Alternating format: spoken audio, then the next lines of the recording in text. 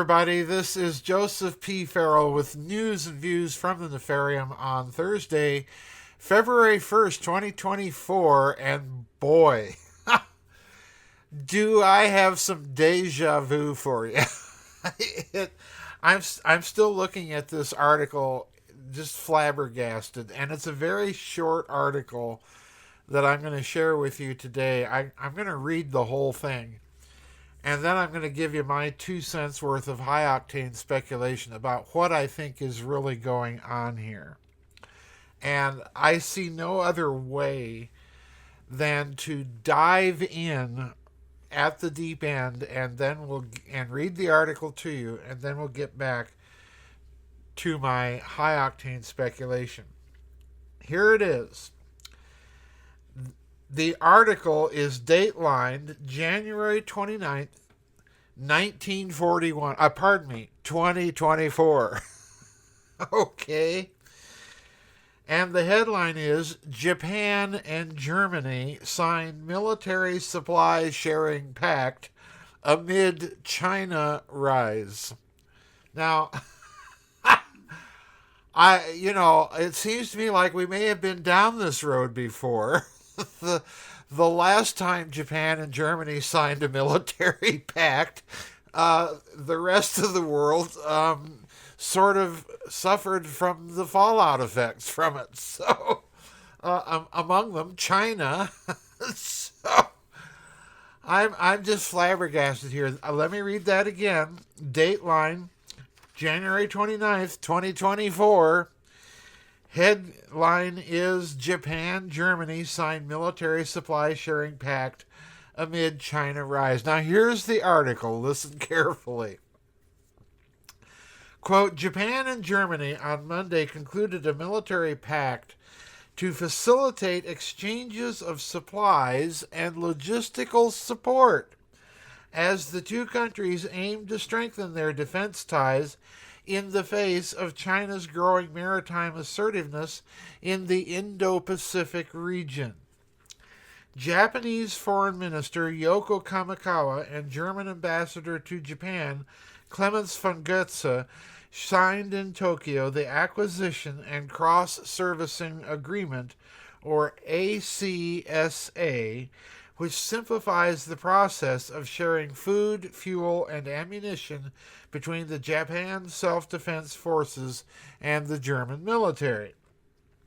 The bilateral accord will allow the use of each side's facilities during joint exercises, subject to approval by Japan's parliament, as Germany needs no domestic procedures, according to a Japanese Foreign Ministry official. Kamikawa told Goetze that the new treaty will enable Japan and Germany to proactively contribute to peace. I love that, proactively contribute to peace. Oh boy. And the safety of the international community together. We might as well be listening to the signing of the tripartite pact by Count Chano and the Japanese ambassador in Berlin in 1941. We're going to contribute to peace and promote the international community. The two governments commenced negotiations on the pact in September and agreed in principle on it last month, according to the Foreign Ministry. Tokyo and Berlin have been boosting their security cooperation, such as joint exercises, in recent years, recognizing the inseparability of Asia and Europe's security amid China's increasing military clout and Russia's invasion of the Ukraine since February of 2022. For Japan, Germany became the seventh ACSA partner after the United States, Australia, Britain, Canada, France, and India. Unquote. And that's the article. Now, folks, I'm flabbergasted. We saw Japan sign an agreement with India along these lines a couple of years ago. And at the time, I was of the opinion that this was really Japan's way of solidifying ties with allies that it could trust.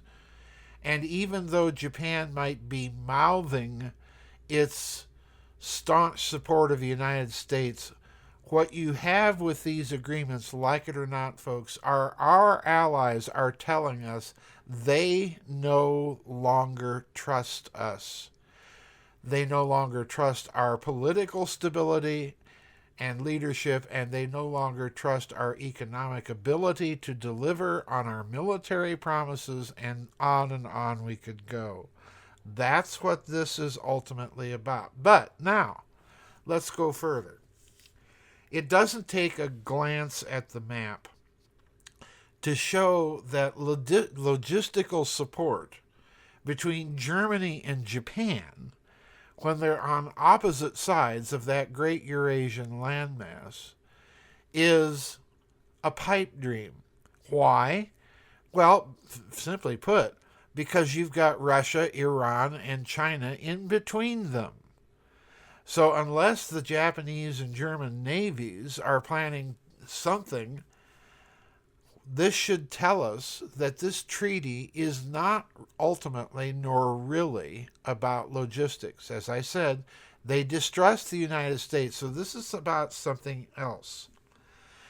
I strongly suspect that there are going to be secret protocols in this agreement, and that these protocols are between Japan and Germany only, just as I suspected that the treaty between Japan and India contains secret protocols known only to Japan and India and not shared with the United States. And I suspect that the target of the treaty is as much the United States as it is China. Behind all of the talk about logistics in this treaty, I suspect that what you really may be looking at is an agreement on technological alignment, particularly with respect to the interchangeability of ammunition and so on between the two countries. Now, this has been a standard feature of the NATO alliance for years. You have standardized calibers of weapons and so on, and you have a standardized output, therefore, of the ammunition needed for those weapon systems. So, a 155 millimeter artillery projectile in France will fit into a 155 millimeter howitzer made in Germany, and so on and so forth. So, number one, behind logistics, what I'm hearing is technology alignment and transfer. And I therefore suspect that there will be protocols in this treaty that will call for a detailed military alignment between the German and the Japanese militaries.